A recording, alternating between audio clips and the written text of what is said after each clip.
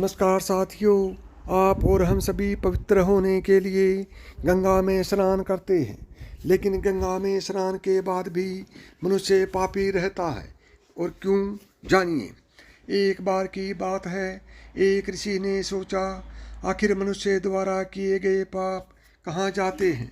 फिर उस ऋषि ने सोचा कि लोग पाप धोने के लिए सभी लोग गंगा जाते हैं।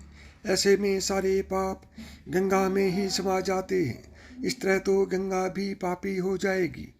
उस ऋषि ने यह जानने के लिए आखिर पाप जाता कहाँ है, तपस्या की। तपस्या करने के फलस्वरूप देवराज इंद्र प्रकट हुए। तब ऋषि ने उनसे पूछा कि गंगा में जो पाप धोया जाता है वह कहाँ जाता है। तब इंद्र ने कहा कि चलो गंगा जी से ही पूछते हैं इस बारे में। ऋषि और इंद्र दोनों ने गंगा जी से पूछा कि हे गंगे, सब लोग तुम्हारे यहाँ पाप धोते हैं और इसका मतलब क्या आप भी पापी हुई। तब गंगा ने कहा, मैं कैसे पापी हो गई, मैं तो सभी पाप लेकर समुद्र को अर्पित कर देती हूँ। इसके बाद ऋषि और इंद्र समुद्र के पास गए और उनसे पूछा कि हे सागर, गंगा सभी पाप आपको अर्पित कर देती है, तो क्या आप पापी हो गए। तब समुद्र ने कहा कि मैं कैसे पापी हुआ, मैं तो पाप को भाप बनाकर बादल बना देता हूँ। अब ऋषि और देवता दोनों ही बादल के पास गए।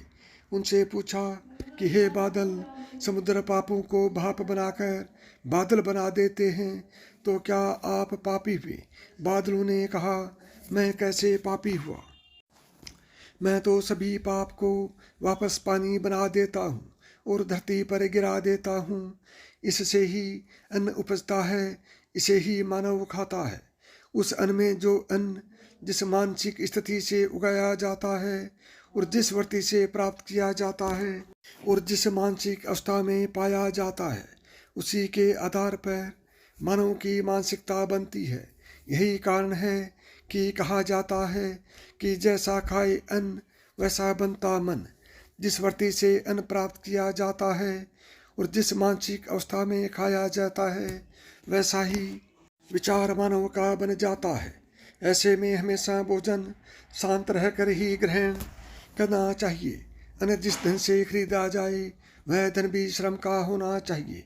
तो साथियों, यदि मेरी बताई हुई कहानी आपको पसंद आई हो और आप इसी तरह की पौराणिक और ज्ञानवर्धक कहानियाँ सुनना चाहते हैं, तो अभी मिधांस की कहानियाँ यूट्यूब चैनल को सब्सक्राइब करें। जय श्री कृष्ण।